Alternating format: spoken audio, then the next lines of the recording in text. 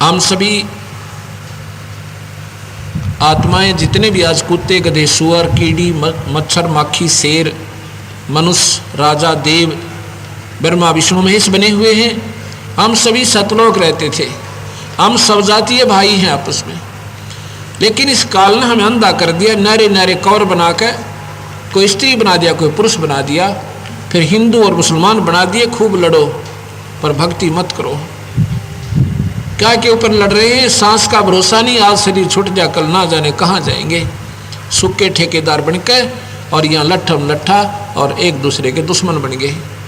ज्ञानहीन होने तक हमने स्वयं नहीं मालूम हम कितना आए थे और काहे के लिए लड़ रहे हैं। स्वयं अपनी जान का भरोसा नहीं, कब मर जाएं। जैसे वो बाड़े कसाई के बकरे एक दूसरे के साथ ऐसे झगड़ते हैं, अपने बच्चों में प्यार रखते हैं। एक बच्चे को कोई दूसरा पशु उसको कोई छेड़ दे या उसका चारा खा ले तो दोनों माता पिता जाके उसके साथ घुलते हैं, लड़ते हैं।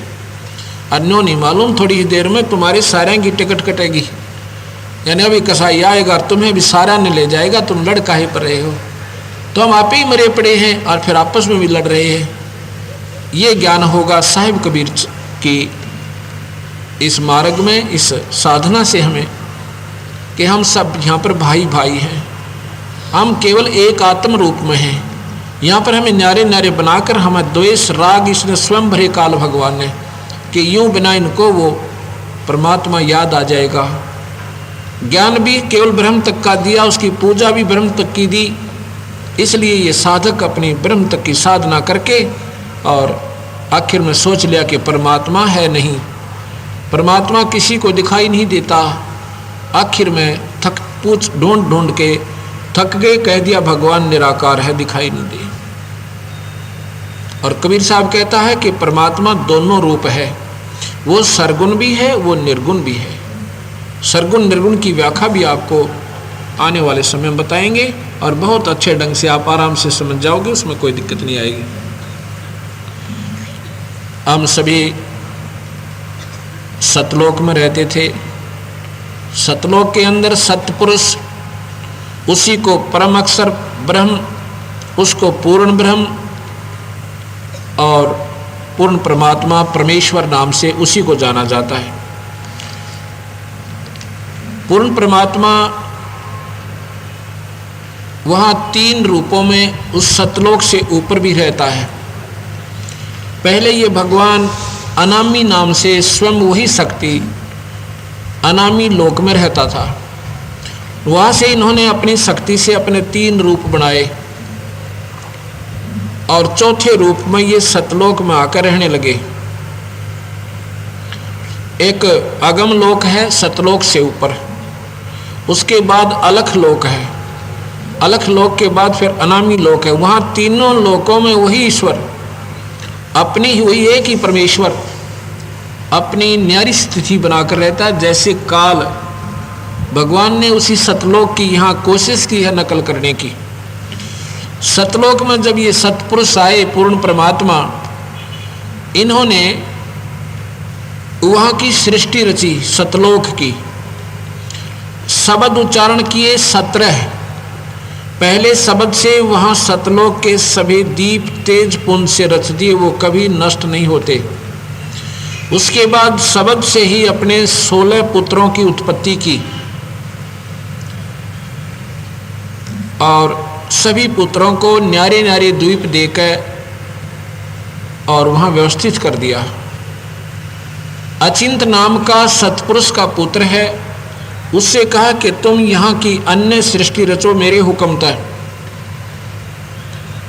अचिंत ने एक शब्द उच्चारण किया प्रेमानंद, उससे इस अक्षर पुरुष की उत्पत्ति हुई पारब्रह्म की। पारब्रह्म को आदेश दिया अचिंत ने कि परमात्मा का हुक्म है कि यहाँ सतलोक की निम्न सत बाहर ली, ये तू सृष्टि रच। और इसको उसके बाद क्या हुआ कि ये पारब्रह्म अक्षर पुरुष, पुरुष माने भगवान, अक्षर भगवान यानी पारब्रह्म, ये एक अमृत सरोवर में ऐसे खुशी के साथ उसमें चला जाता है और वहाँ पर मस्त हो जाता है। काफी समय तक बाहर नहीं आता है। सतपुरुष ने देखा कि सृष्टि नहीं रची जा रही, तो उन्होंने अपने शब्द से एक अंडा बनाया, अमृत तत्व से अंडा बना करके उस जल में डाला जिसमें ये पारब्रह्म सो रहा था। उस अंडे की गड़गड़ गड़गड़ की आवाज से अक्षर पुरुष की आंखें खुल गई, यानी वो जाग गई। और फिर नजदीक जाकर देखा क्रोध के साथ, क्योंकि जब कच्ची नींद इंसान उठे तो कुछ उसमें एक विशेष रोष होता है। उसके पास गया, उसके तेज से वो अंडा फट गया, उसमें से युग काल निकला। इसका तेजों में शरीर बहुत सुंदर, ओछा मत्था और शरीर तेज पर सांवला रंग, लंबे लंबे दांत, शरीर में तेज बहुत इसका। आकाशवाणी हुई कि तुम दोनों बाहर आओ। जब वो बाहर आए तो कहा सतपुरुष ने कि तुम दोनों के दोनों अचिंत के ही लोक में रहो, बाकी 15 पुत्र न्यारे न्यारे लोकों में, और ये 3 एक ही लोक में रहने के लिए सतपुरुष ने आदेश दिया। यहाँ पर इसका नाम ज्योत निरंजन रखा। इस ज्योत निरंजन के मन में कुछ दिन के बाद, कुछ समय के बाद आती है कि मैं अपना न्यारा राज्य रचूं, अपना न्यारा राज्य बनाऊं, अपना न्यारा स्थान प्राप्त करूं। इसने 70 युग तक सतलोक में एक कोने में जाकर साधना करी, एक पैर पे खड़ा होकर 70 युग तपस्या करी। सतपुरुष ने पूछा, भाई क्या चाहता है ये? निरंजन से पूछो, ज्योति निरंजन। इसने कहा कि मुझे न्यारा राज्य दो, ये स्थान मुझे अच्छा नहीं लग रहा, ये कम है मेरे लिए। अब यहाँ से ये बीमारी शुरू हुई जो आज हमें दुखदाई हुई। उधर से एक प्रश्न करता भक्तात्मा के, चलो काल ने गलतियाँ की, इस पारब्रह्म इसने ब्रह्म ने, तो हम क्यों दुख पाए? हम ऐसे दुख पाए कि जब ये तपस्या कर रहा था और हम वहाँ पर हंस रूप में रहते थे, अपनी भी उत्पत्ति भगवान ने शब्द से कर दी थी सभी की, सतपुरुष ने। हम वहाँ पर हंस रूप में थे, तेज पुंज का शरीर है हमारा, असली शरीर वो खत्म नहीं होता कभी, उसी के आधार पर जीव मरता नहीं। हम सतलोक में रहते थे, तो जब ये तपस्या कर रहा तो हम इसकी उस ड्रामे ने देखकर इसके ऊपर आकर्षित हो जाते हैं और अपने भगवान से हम हृदय से टूट जाते हैं। वहां से हम दुख होना शुरू हुआ। हम अपने मालिक ने भूल गए जो सारा सुख देवा था, और इस काल की तरफ, ज्योति निरंजन की तरफ हम आकर्षित हो गए। जैसे कोई हीरो और हीरोइन फिल्मों में ये बालक देखते हैं, बच्चे ये नादान उम्र के, उसके ऊपर इतने आसक्त हो जाते हैं, और लेना एक ने देने दो, कोई पल्ला भी नहीं उनका कि वो कि मैं देंगे उन्हें। लेकिन हमारी आदत बिगड़ गई वहाँ तो वो आज भी विद्वान है। जोधपुर में कल कोई भी हीरो आ जा, सारा जोधपुर आसपास के गांव इकट्ठे हो जा देखने खातिर के देखे वो आदमी। लेकिन हमारी आदत बिगड़ी, उसकी कलाओं पर, उसकी अदाओं पर, उसके चेहरे पर हम आकर्षित हो गए। ऐसे ही हम अपने उस भगवान ने भूल गए जो हमें सुखदाई था, हमारा मूल भगवान है जो असली पति है हमारा, और इस नकली पति में, इस नकली मालिक में हमारी आस्था बन गई। परमात्मा देखते रहे, इशारा भी करते रहे कि नादान तुम अपनी मस्त रहो अपनी क्रिया में, इसको करने दो, इसकी करनी इसी को मिलेगी। लेकिन हमने ऊपर से तय हम ऐसे चुप हो जाते जैसे स्कूल में अध्यापक डांट दे कि शरारत मत करो, आराम से बैठ जाओ। हम बैठ जाते, पर अंतःकरण से वही हमारी आस्था बन गई। इससे हमारे सत्पुरुष हमारे से नाराज हो गए, हमारे कुल मालिक हमारे से नाराज हो गए, जो हमारे असली पति हैं, जो सारे सुख देवे थे। नहीं चुप रहे, कुछ नहीं बोले।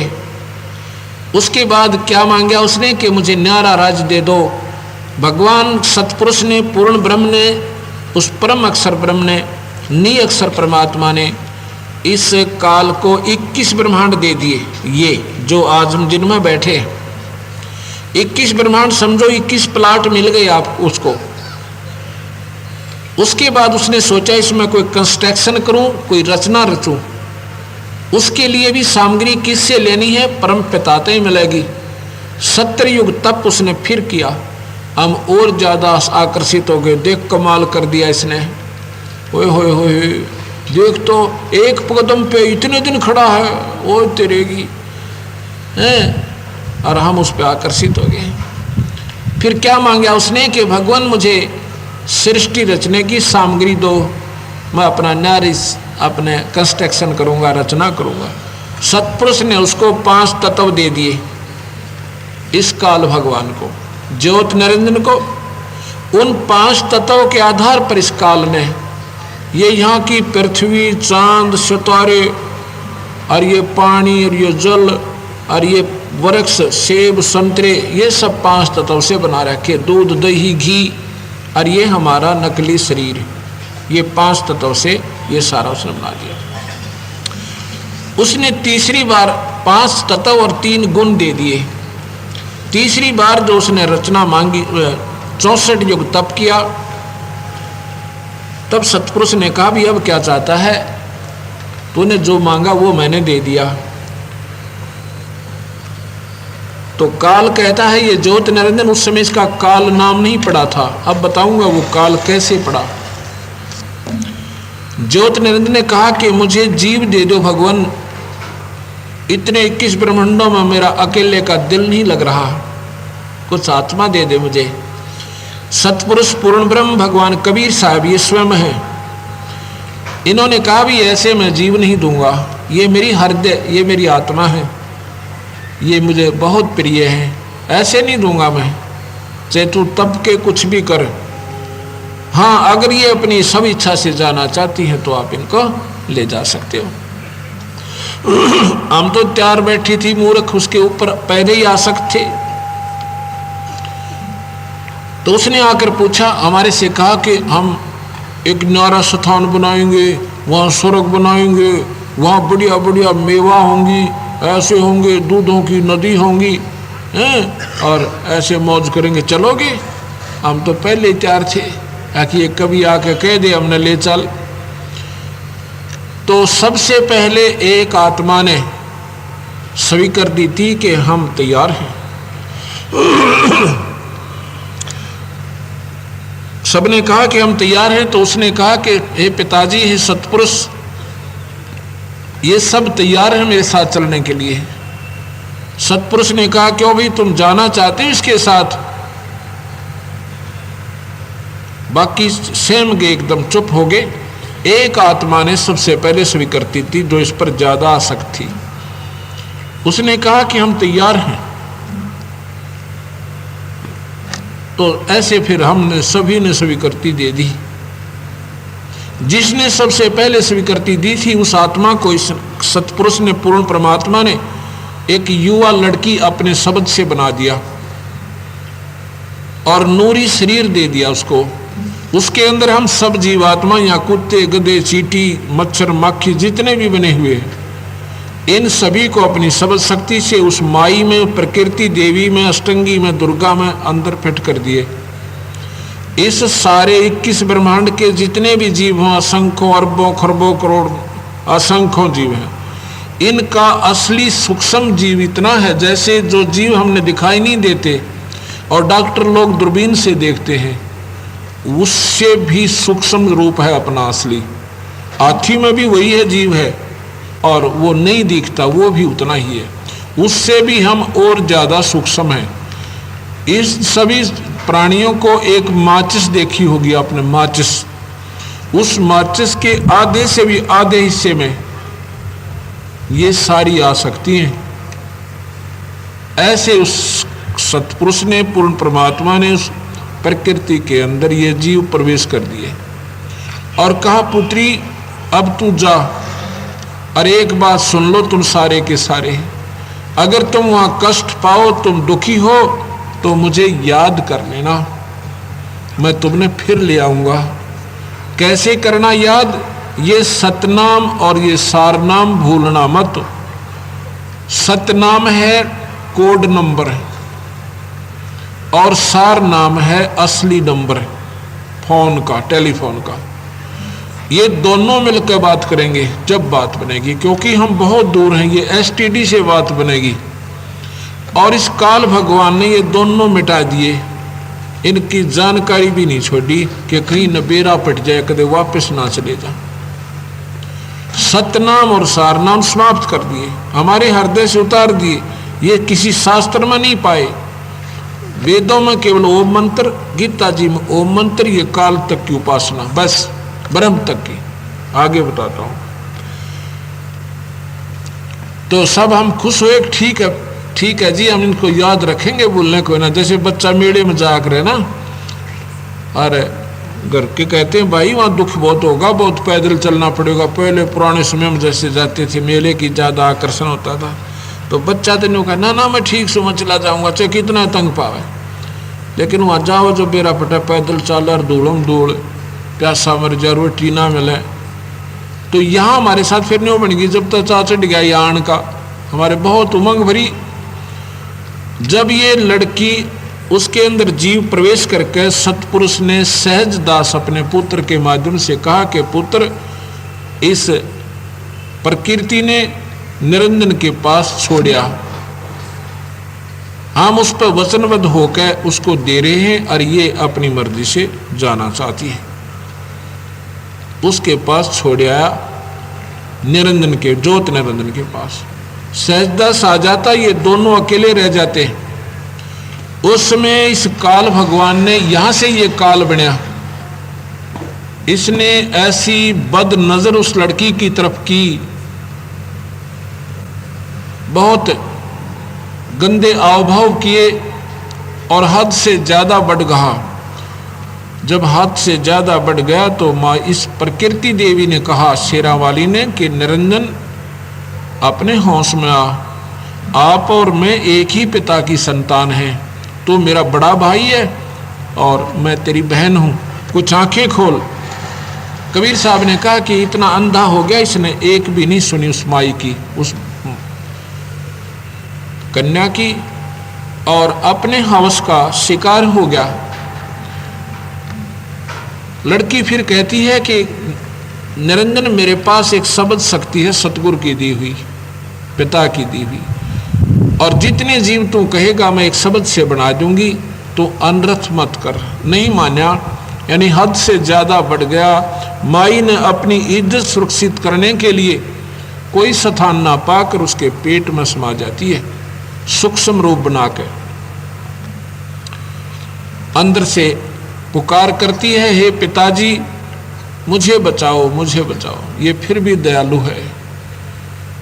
पूर्ण ब्रह्म परमात्मा सतपुरुष ने, कबीर साहब ने कहा कि सहजदास जाइए, वो हो गए ड्रामे सरोस काल के, वो निकम्मे के, और ये जीव इस पर आकर्षित हुए थे। अभी देखना इनकी के दुर्गति करेगा। अब मैं क्या करूं, ये तो अपनी मर्जी से नरक में आप ही पड़े हैं, जाके जाइए।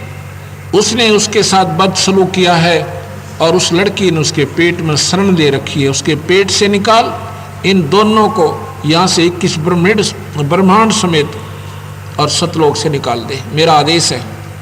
आज से इसका नाम काल होगा। 1 लाख जीव रोज खावेगा और 1.25 लाख पैदा करेगा। सहजदास ने आके उस लड़की को बाहर निकाला, कन्या को, प्रकृति को, और निरंजन से कहा कि आपको आदेश है भगवान का कि आज के बाद तेरे को 1 लाख जीवों का रोज आहार करेगा, तेरा नाम काल होगा। और हम उनको सभी को, दोनों को 21 ब्रह्मांड समेत सतलोक से बाहर फेंक दिया। 16 शंख कोश की दूरी पर, 16 शंख कोश। 1 कोश लगभग 3.5 किलोमीटर का होता है। हम इतनी दूर सतलोक से यहाँ निरंजन के साथ आ गए। अभी हम उस माई में हैं, बाहर नहीं आए, उस प्रकृति में लीन कर दिए। अब निरंजन ने देखा कि अब यहाँ कोई भी नहीं, न इसको बचाने वाला। उसने फिर वो गंदा कर्म करना चाहा। माई ने फिर प्रार्थना की कि निरंजन जुल्म ना करे, मेरे पास सब्र शक्ति है, जितने जीव कहेगा मैं बढ़ा दूंगी, पर नहीं माना। जबरदस्ती शादी की, 3 बच्चे उत्पन्न हुए। बड़े का नाम ब्रह्मा, दूसरे का विष्णु, तीसरे का शिव रखा। और कहा कि आज के बाद मैं किसी भी जीव को दर्शन नहीं दूंगा। वेदों में लिखी हुई साधना से भी मेरे दर्शन कोई नहीं कर सकता। और गीता इसका प्रमाण देती है 11वें अध्याय का 47वां श्लोक कि अर्जुन, ना तो मैं वेदों में वर्णित विधि से पाऊं, और ना मैं तप से पाऊं, ना जप से पाऊं, ना किसी दान धर्म से यज्ञ से पाऊं, मेरा दर्शन कोई नहीं कर सकता। 7वें अध्याय का 24वां श्लोक ये प्रमाण देता है कि अर्जुन, ये नादान जीव मेरे अविनाशी अटल घटिया संविधान को नहीं जानते कि मैं कभी आकार में नहीं आता। और 7वें के 25 में कहता है कि ये मूर्ख लोग मुझे कृष्ण रूप माया मानते, मैं कभी आकार में नहीं आता।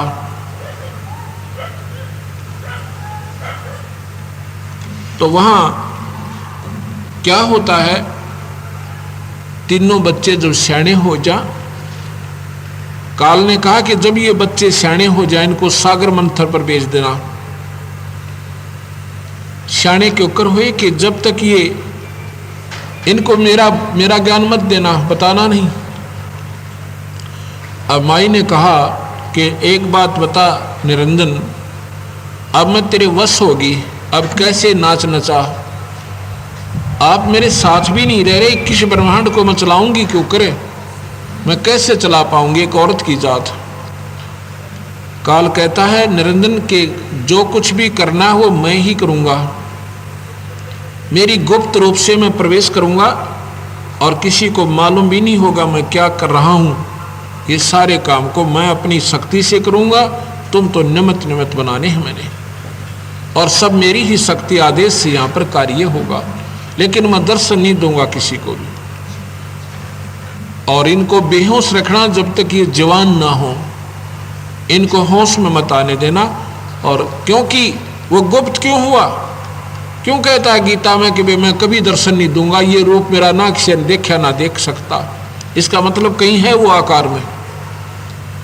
ऐसा क्यों जरूरत है उसने लुक कर रहने की, छुप कर? क्योंकि अगर वो स्वर्ग में बैठ कर 1 लाख जीवों ने रोज खावे, कोई ना साधना करे उसकी, उसी समय सब बगावत कर दें, अब ये क्या है का भगवान जब सायरन खावे। लेकिन वो तो स्वयं कह रहा है कि मैं सबको खाऊंगा, बख्शो नहीं। और यहाँ प्रत्यक्ष आप देख रहे हो, देव मरे, ये ब्रह्मा विष्णु महेश मरेंगे, और हमारी तो गिनती के है, हम तो कह रहा कितनी बार मरेंगे। वो भगवान ये काल है। सागर मंथन होता है, उसमें वेद निकलते हैं। सबसे पहले इस काल ने क्या किया, ये 5 वेद आने थे हमारे पास, इसने 5वां वेद जो कबीर साहब ने स्वयं आकर वर्णन करना पड़ा, जो मार्गदर्शन मैं कर रहा हूं उस सतगुरु की वाणी के आधार पर, ये छुपा दिया काल ने, हमें नहीं आने दिया, इसने गुप्त कर दिया, खत्म कर दिया। और 4 वेद अपने श्वासों के द्वारा और उसमें प्रवेश कर दिए सागर में। जब सागर मंथन होता है तो वेद निकलते हैं। वेदों में ब्रह्मा एक विद्वान पुरुष है, सबसे विद्वान वेद ब्रह्मा जी हैं, वेदों के ज्ञाता। उसने वेदों में पढ़ा कि परमात्मा और है कोई, और उसके पाने की विधि उसने क्या पाई कि ध्यान यज्ञ करे, जैसे गीता में लिखा है, और ओम नाम का जाप करे, परमात्मा प्राप्ति हो जाती है। उसकी माता से जब वो तीनों पूछते थे, सियाने हुए पाछे, जब वो जैसे आपको बताया था कि ब्रह्मा तो कमल के फूल पर रख दिया, विष्णु को सेज सैया पर बेहोश कर दिया, और फिर उसको होश में ला दिया। विष्णु कहता है कि मैंने बालक था जब माँ के दर्शन हुए थे, फिर मैंने पता नहीं मैं कहाँ चला गया। जब थोड़ा सा सियाना हुआ, विष्णु को बेहोश कर दिया, फिर शिवजी भी वहीं आ गए, हम तीनों इकट्ठे हो गए। फिर माँ से पूछा कि माँ हमारा पिता कौन है? तो माता ने कहा कि भाई मैं थारी पिता, मैं तुम्हारी माँ, लेकिन वो जो तुम वस्तु, उस जो और शक्ति जिसको तुम मानते हो वो तुम्हें मिला नहीं गा। वो दर्शन नहीं देगा तुम्हें कभी भी। ब्रह्मा कहता माँ झूठ बोलती है तू, वेदों में लिखा है कि परमात्मा प्राप्ति ओम मंत्र से और ध्यान यज्ञ से हो सकती है, मेडिटेशन तय। और माई बोली भाई कोई ना हुआ रहने दे, रहने दे, नहीं होगा भाई, तुम अपनी सृष्टि रचो, अपना कर्म करो जो तुम्हारी ड्यूटी है। अगर नहीं माँ, मैं पिता को ढूंढूंगा और तभी वापस घर आऊंगा, नहीं तो नहीं आऊंगा। मैं मुख भी नहीं दिखाऊंगा आपको अगर पिता की प्राप्ति नहीं हुई। माता ने कहा कि अगर तेरा पिता नहीं मिला तो क्या करेगा तू, अब जिद कर रहा है। ब्रह्मा कहता है अगर पिताजी नहीं मिला तो मैं दर्शन नहीं दिखाऊंगा, वापस आऊंगा भी नहीं। 4 युग तक मेडिटेशन ब्रह्मा करता है, 4 युग तक। आप देख लो कोई संत, कोई महात्मा आपको कहे कि 2.5 घंटे सुबह और 2.5 घंटे शाम ध्यान यज्ञ कर लो, मेडिटेशन कर लो, ध्यान लगा लो, प्राप्ति हो जाएगी, व्यर्थ है। 4 युग तक मेडिटेशन करता रहा, ब्रह्मा को भगवान प्राप्ति नहीं हुई। वेदों वाले भगवान ब्रह्म की भी प्राप्ति नहीं हुई। उसके बाद आकाशवाणी हुई काल की, निरंजन की, कि सृष्टि रचो, क्यों देरी कर रखी है। तो माई ने कहा कि तेरा पुत्र तेरी तलाश कर रहा है। आकाशवाणी में काल कहता है ब्रह्म, ये क्षर पुरुष, उसको कह दो मैं दर्शन नहीं दूंगा, चाहे वो 1,00,000 वर्ष 1,00,000 युग बैठा रहे, मैं किसी को दर्शन नहीं दूंगा। ये मेरा अटल नियम है। और यही गीता का 24वां श्लोक 7वें अध्याय का बताता है कि ये बुद्धिहीन ये मंदबुद्धि संसार, ये जन समुदाय मेरे अटल अविनाशी घटिया संविधान को, अनुत्तम संविधान को, नियम को नहीं जानता कि मैं कभी भी आकार में नहीं आता, मैं कभी किसी को दर्शन नहीं देता। जब माई ने एक लड़की अपनी शब्द से बनाई, उसका नाम गायत्री रखा कि जाओ पुत्री अपने भाई को उठा कर लाओ। गायत्री ने जाकर के उसके चरण छुए। ब्रह्मा ने आंखें खोली। ब्रह्मा ने कहा कि तू पापनी मेरा दीन भ्रष्ट करने के लिए आई है लगती है, मैं तुझे श्राप देता हूँ। गायत्री कहती है मेरी पहले अर्ज सुन ले और फिर जो मेरी गलती हो तो मुझे श्राप देना, पहले मत देना, एक कृपा कर। आप बोलो कैसे आई? कि माँ ने भेजी हूँ, आपके बिना सृष्टि रची नहीं जा रही और आप चलिए। वो कहता मैं कैसे चलूँ, भगवान के दर्शन हुए नहीं और माँ के आगे छाती पीट का आया था कि दर्शन करके ही आऊँगा। अब मुझे शर्म लगे, मैं जाऊँ नहीं। क्यों, कैसे जाऊं, आप तरीका बताओ। ब्रह्मा कहता है कि एक तरीके से जा सकता हूं कि तू मेरी झूठी गवाही दे देना कि भगवान के दर्शन हो गए तो चल सकूं। यहां एक ऐसी घटना है कि वो यहां नहीं बता सकता मैं, जो उनकी वार्ता हुई। उसके बाद कहती है मैं एक लड़की अपनी शब्द से मैं बना देती हूं, उसको तीसरा गवाह और तैयार कर लेते हैं, यानी अपनी पक्की गवाही हो जाएगी। तो ऐसे कहा किया गया। उसका नाम पोपवती रखा और तीनों के तीनों आ जाते हैं। माई ने पूछा कि ब्रह्मा तेने परमात्मा प्राप्ति होगी, तेरे पिता के दर्शन हो गए? हाँ जी। कहने लगे भाई कैसे मानूं मैं? कि इन दोनों से पूछ लीजिए, मेरी गवाह इनके सामने दर्शन दिए मेरे को। क्यों, तुमने आंखों से देखा? हाँ जी। दोनों ने झूठी गवाही दे दी।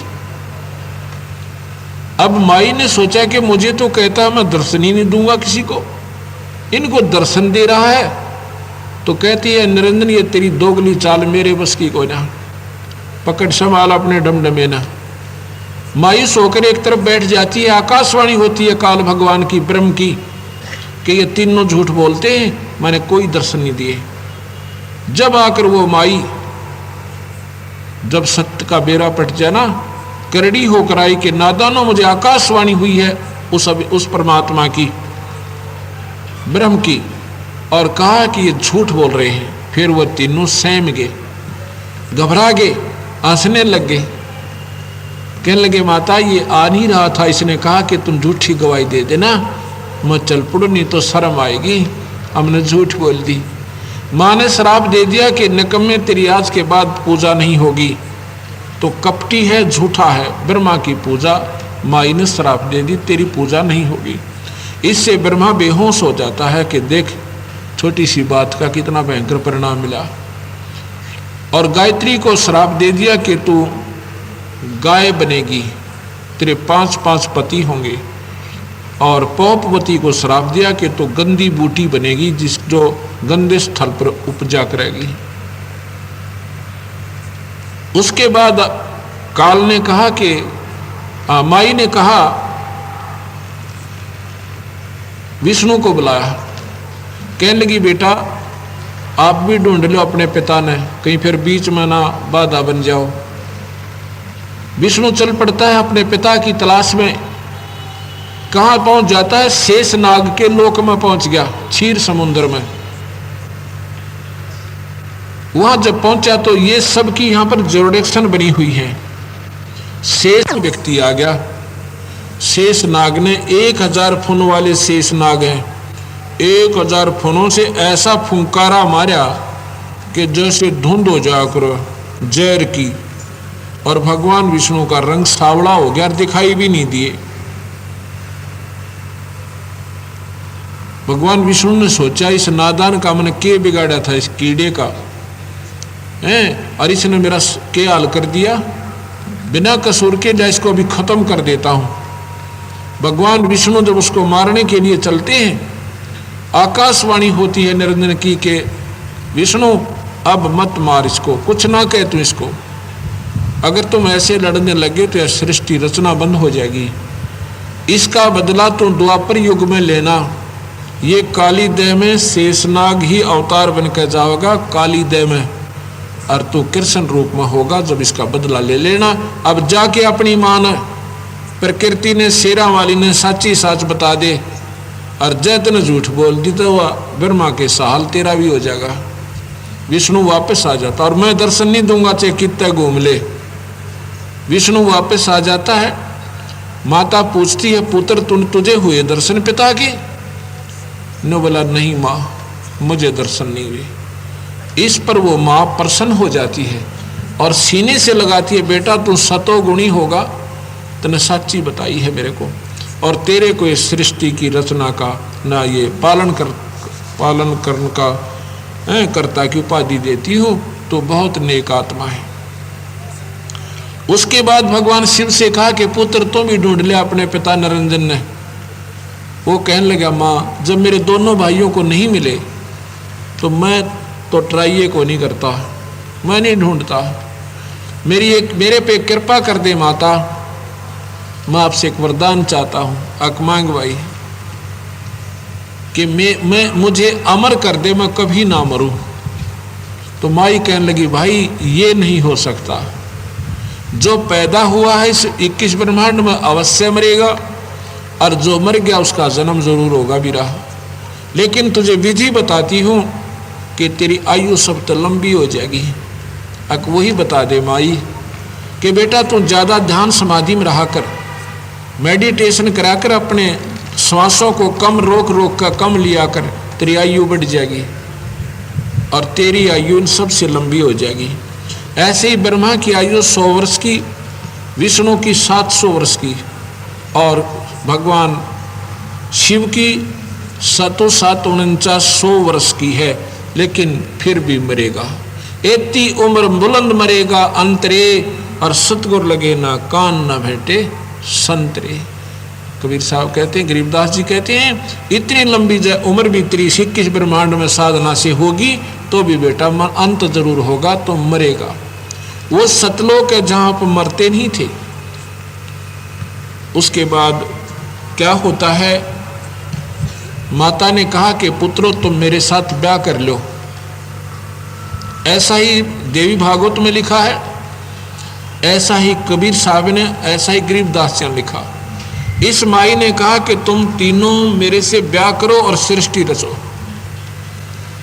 तो भगवान शिव कहता, माँ ये क्या बात कही आपने, माता नार पुत्र की होई, हे जननी ये कहाँ पाप धोई, ऐसा जुल्म हम करें। तो माई ने कहा, पुत्र मैं तो थारी परीक्षा लूँ थी कि तुम्हारे अंदर कोई विचार विवेक भी है या ऐसे ही तुम जवान हो गए। अच्छा ऐसे करो, जाओ सागर मंथन करो एक बार। फिर सागर मंथन पर चल पड़ते हैं। माई ने अपने 3 रूप बनाए और उसमें 3 लड़कियों की मैं के रूप में समुद्र में छुप जाती है। जब सागर मंथन होता है उसमें 3 लड़कियां निकलती हैं बारी बारी में, और तीनों को लेकर माँ ने कहा था जो वस्तु निकले उस पर नंबर लगा लेना, पहली दूसरी और तीसरी मेरे पास ले आना। वहाँ चौथे रूप में वो और बैठी। एक सिद्धि होती है, एक सिद्धि वो चोलेधार है, एक सिद्धि ऐसी होती है कई रूप बना सकता है एक ही जीवात्मा, और ये तो परम शक्ति किस ब्रह्मांड की है। तो वहाँ ले आए। बड़ी का नाम सावित्री रखा, ब्रह्मा ते शादी कर दी। दूसरी का लक्ष्मी रखा, विष्णु ते ब्याह दी। और तीसरे का उमा रखा यानी महादेवी व शिव ते ब्याह दी। यहाँ से काल भगवान की यह सृष्टि शुरू हुई। गीता में जो कहता है मैं काल हूँ, उसी को हम काल कह रहे हैं। हम कोई न्यारा शब्द कहीं से नहीं लाए। और वही कबीर साहब बता रहे हैं कि उसी काल की यहाँ सारी सृष्टि रची हुई है। और हम अपनी बेवकूफ़ीता अपने भगवान ने भूल के और इस भगवान पर आसक्त हो गए। और इस भगवान ने हमारा के जलूस काटा, गधे बनाए, गधी बनाई, कुत्ते कुतिया बनाई। किसी का बेटा मारा, किसी की बेटी मर जा। कोई नहीं मरना चाहता यहाँ पे। क्यों नहीं मरना चाहते जब मालूम है हम मरेंगे?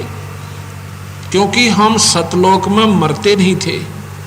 अब हमें मरना अच्छा नहीं लगता, क्योंकि हम वो याद है हमें कि हम मरते नहीं थे, अब यहाँ मर क्यों रहे। तो ये इतना हमारे को यहाँ पर भूल भलैया में इस काल भगवान ने डाल दिया। अब यहाँ सतगुरु महाराज कहते हैं कि इस काल के लोक में जीव कोई सुखी नहीं, यहाँ पर मरना और जीना लगा रहेगा। और जब तक हम सतलोक नहीं जाएंगे तब तक ऐसे ही हमें दुख होता रहेगा। यहाँ कबीर साहब के द्वारा काल का अंग है। ये 10 मिनट का सत्संग आपको और सुनाता हूँ।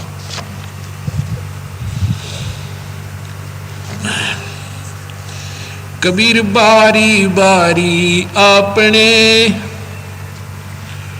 चले प्यारे मीत, तेरी बारी जीवड़ा नेड़े अवनहत।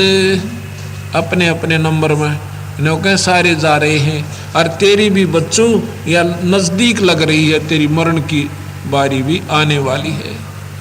हम अपनी मौत की तरफ एक कदम स्वयं जा रहे हैं और डर फिर भी नहीं है। आज कोई 90 साल का हो गया व्यक्ति, वो भी नहीं सोचा 100 वर्ष तो आदमी जीता ही रहता है।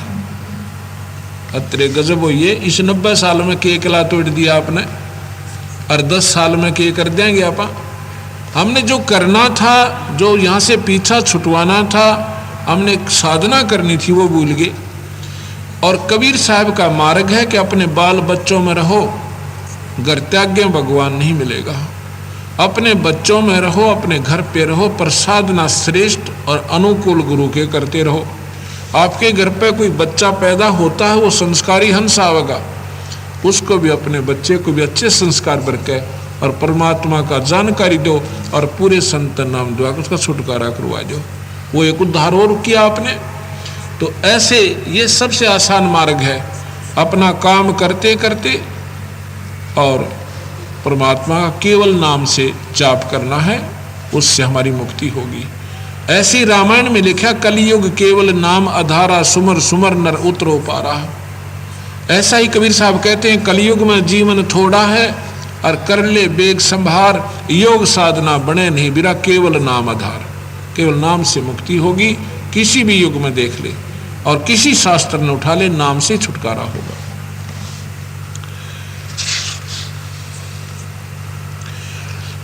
कबीर फागण आवत देखे कह बन रोवे मन माही, वो ऊंची टेढ़ी पात थे इब पीले हो जाही। भगवान कबीर साहब कितनी उत्तम यानी कितनी गजब तुलना करके हमें बताना चाहूँ। वीरा आपके साथ न्यों बनेगी कैसे, जैसे वन में लंबे लंबे पेड़ इसे मोटे मोटे पत्ते ऐसे फटफट फटफट करते रहते हैं, और जब ये फागन आवेगा यानी पतझड़ आवेगी, अभी आगी न समझो, कहते वो सब पीले होकर टूट के गिर जाएंगे और ना जाने कहाँ गारा कीचड़ में गलेंगे गिर कर। और फिर क्या कहते हैं, कबीर फागण आवत देखे कह बन रोवे मन माही, वो ऊंची डारी पात थे अब पीले हो जाही। तरवर कहता पात से सुनो पात एक बात, यहाँ की यह रीति है एक आवे एक जात। वो पत्ते टूटेंगे, उनके साथ ही तुरंत छोटी छोटी कोपल हजारों फूट जाएंगी और फिर वो पत्ते बन जाएंगे और एक साल में वह भी टूट कर फिर गिर जाएंगे, पत्ता फिर खाली, फिर नए आ जाएंगे। तो यहाँ का कबीर साहब कहते हैं ऐसे ही ये प्राणी आपके साथ काल ने कर रखा है। हम वृद्ध हो रहे हैं और बालक जवान हो रहे, उनके बच्चे और आगे, अपनी टिकट कटन न हो रही है और वह इतने और 50-60 साल वह नाच कूद लेंगे, फिर वह इनमें खत्म हो जाएंगे। ऐसे सतगुरु महाराज कहते हैं यहाँ इस काल के लोक में बिरात्री गेला न्यों बन रही है। तरवर कहता पात से सुनो पात एक बात, यहाँ की यह रीति है एक आवे एक जाते। तरवर पात झड़नता यूं कहे सुन भई तरवर राय, इब के बिछड़े नहीं मिले न जाने कहाँ गिरेंगे जाए।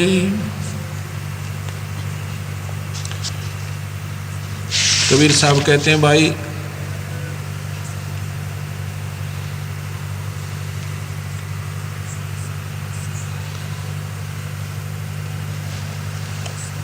यहाँ काल के लोक में जीव अनजान पने में सुखी मानता है, लेकिन यह सुख को न। कबीर झूठे सुख को सुख कहे यो मान रहा मन मोद, ये सकल चबीना काल का कुछ मुख में कुछ गोदे। ओए होए भाई, बंदी छोड़ के तुम झूठे सुख न सुख मान रहे हो। पीछे गुजरात में क्या हुआ था भाई, आपने याद कोई नहीं मेरे ख्याल में। गुजरात में के अनर्थ हुआ था। 26 जनवरी का दिन देश स्वतंत्रता यानी गणतंत्र दिवस की खुशी मना रहा, और 3.5 मिनट में और लाखों जीव बेचारे अपने ही मकानों के नीचे, जिनको बनाने में शायद उन्होंने 20-20 वर्ष 2-2 पीढ़ी लगी होंगी, और उन्हीं के अंदर खत्म हो गए। अब बंदी छोड़ के भाई इस झूठे सुख ने सुख मान रहे हो, यहाँ पर ना जाने कब के बिजली पड़ जा। पीछे उसमें उड़ीसा में कितना भयंकर समुद्री तूफान आया था। श्याम ने बेचारे अपनी सो उम्मीद ला कर सोए थे, अपने बच्चा ने न्यू करेंगे, सभी की ऐसे हमारी आस्था है, और सुबह उनकी लाश तरती मिली थी। यहाँ बंदी छोड़ कहते हैं झूठे सुख को सुख कहे यो मान रहा मन मोद, ये सकल चबीना काल का कुछ मुख में कुछ गोदे।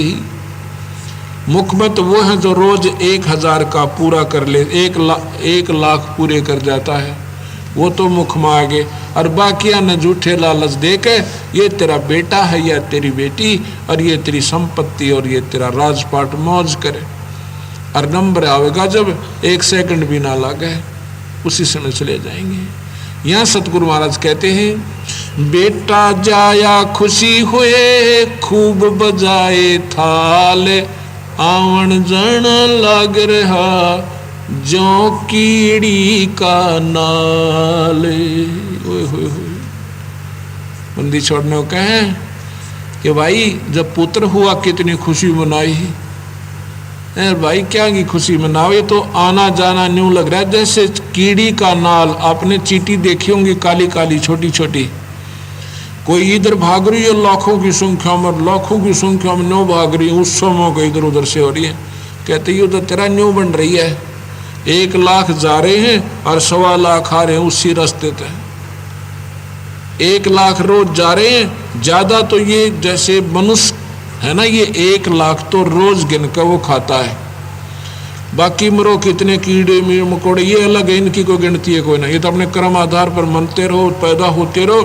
1 लाख आहार करता है और ज्यादा मर जाए तो मर जाए, उसके के आंट लगे, उसके के दर्द हो काल के। दर्दता मारो, हमारी बाण मर जाए, बेटा मरे और भाई मरे, कलजा पट टक्कर मारे और फिर भी पूजा उसी काल की। जो स्वयं का मैं काल हूं और उसी को हम पूज रहे तो निहाल कैसे करेगा, कैसे बचाव होगा। कबीर साहब यही कहना चाहते हैं कि तुम फिर पढ़ो इन शास्त्रों को और फिर आ जाओ मेरी शरण में। फिर मेरी शरण में आने के बाद तुमने काल नहीं खाओगा। आपको काल नहीं खाएगा, बेमौत नहीं मारेगा। परमात्मा बंदी छोड़ कहते हैं अपने समय पर जाओगे और समय से ज्यादा भी मैं तेरी उम्र भी बढ़ा दूंगा, क्योंकि कबीर साहब के पास ये पूर्ण शक्ति है।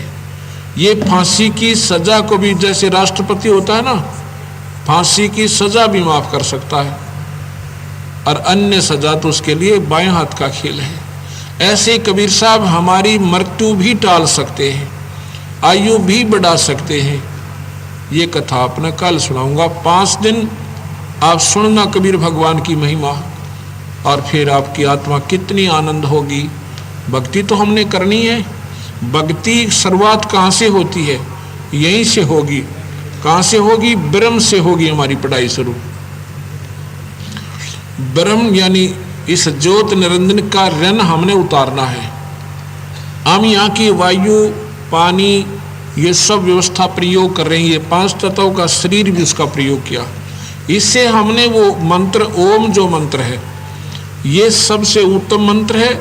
इससे ऊपर एक सार नाम है, सत्य नाम है, उसको वो नाम है पारब्रह्म का, यानी ब्रह्म का ओम। वो दूसरा मंत्र हम देते हैं वो पार ब्रह्म का, और सार नाम पूर्ण ब्रह्म का। ऐसे इनका ऋण उतार के, जैसे 18वें अध्याय का कल सुनाऊंगा आप, गीता में लिखा अर्जुन मेरी पूजा मुझ में ही त्याग दे, जितनी मेरी तूने साधना कर ली ना मेरे में छोड़ दे। ओम मंत्र की कमाई हम यहाँ छोड़ देंगे, इससे हमारा ऋण मुक्त हो जाएंगे।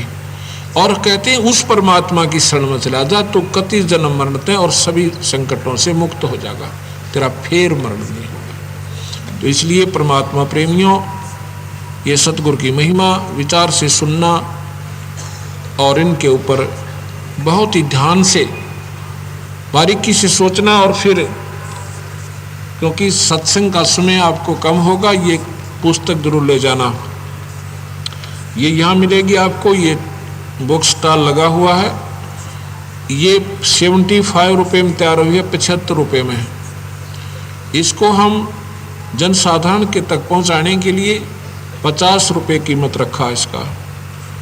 और ये भी इसलिए कि अगर आपके ना अच्छी लगे तो वापस दे जाना, हमारी 50 रुपये ले जाना आपने, लेकिन एक बार लेख कर देखिए इसको। तो इस प्रकार सच्चाई का जब ज्ञान होगा तब आपको सच्चा रास्ता मिल जाएगा। फिर आत्मा अपने आप ही परमात्मा की टो में इतनी कसक बनाओगी कि बेड़ा पार हो जाएगा।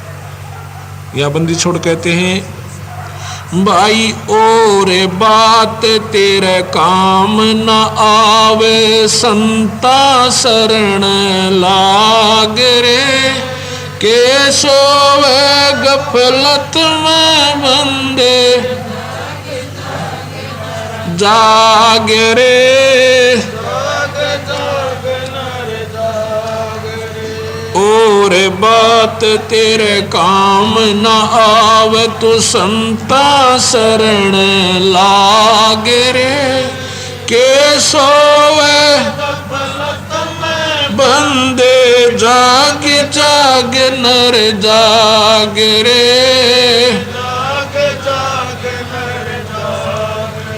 इस तन सरायम जीव मुसाफिर करता रहे दिमाग रे, तन सरायम जीव करता रहे दिमाग रे, रात बसेरा कर ले डेरा, चल सवेरा त्याग रे, चल सवेरा त्याग रे। और बात तेरे काम न आवे, तू संता शरण लाग, के सोए गफलत में बंदे, जाग रे जाग जाग नर जाग रे। उमदा चोला बण्यान मोला, लगे दाग पे दाग रे, उमदा चोला लगे दाग पे दाग रे। दो दिन की गुजरान जगत में क्यों जड़ बिराड़ी आग रे, जड़ बिराड़ी आग रे। और बात तेरे काम ना ता शरण लाग रे, के सोए गफलत में बंदे, जाग रे जाग, कोबद कांचड़ी चढ़ रही चत पे, तू होया मनुष्य से नाग रे, कोबद कांचड़ी होया मनुष्य से नाग रे। सूझ नहीं सजन सुख साग, बिना प्रेम बैराग रे, बिना प्रेम बैराग रे। और बात तेरे काम न आवे, तू संता शरण लाग रे, गफलत में बंदे, जाग रे जाग जाग नर जाग।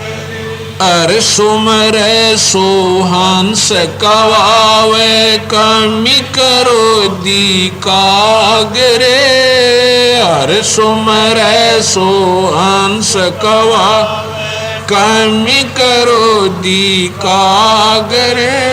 भोरा नवर में विष के बन में, चल बेगमपुर बाग रे, चल बेगमपुर बाग रे। और बात तेरे काम न आवे, तू संता शरण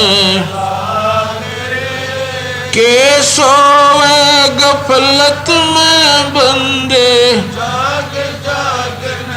जाग रे जाग, शब्द सैन सतगुरु की पहचानी, पाया अटल सुहाग रे। शब्द सैन सतगुरु की पहचानी, पाया अटल सुहाग रे। नित्यानंद महबूब गुमानी, परगट पूर्ण बाग रे, परगट पूर्ण बाग रे। और बात तेरे काम ना, संता शरण लाग, के सोए गफलत में बंदे, जाग रे जाग जाग नर जाग। सत साहिब अब जागने का समय आ गया भाई। और हम भगवान के चौकीदार आपने जगाने के लिए आवाज लगान भी आगे, और ना जागोगे तो आपको नुकसान बनेगा भाई। जैसे चौकीदार आता है गली गली में रुक के मारता है, भाई उठ लो, जागते रहना, और जो जाग के उनका नुकसान बच जाता है। जैसे कोई नीच आत्मा चोर उचक्का दाव लगा रहा हो और चौकीदार की आवाज़ सुन के एक बार घर के सदस्य जाग जावें, तो फिर वो सोच लेता है वो चोर, अब ये जाग के भाई बनमाने 2 घंटे में नींद आवे, तेरा समय चूक जाएगा, तो चल यहाँ से। और जो सोचे ये चौकीदार तो ऐसे आवाज़ लगाता है रोज ही, सो जाओ कुछ ना होना, तो वैसे नहीं लगाता वो सोच समझ कर रुके मार रहा है कि 1 बजे जरूर जाग जाओ, थोड़ी बहुत कमाई जरूर कर लो, वो अभी काम आवेगी थारे। अब जागने का समय है, जाग गया उनका बेड़ा पार है, और सो गए उनकी भाई नुकसान हो जाएगा, वो भक्ति में हानि उठाएंगे। बोल सतगुरुदेव की, सत साहिब।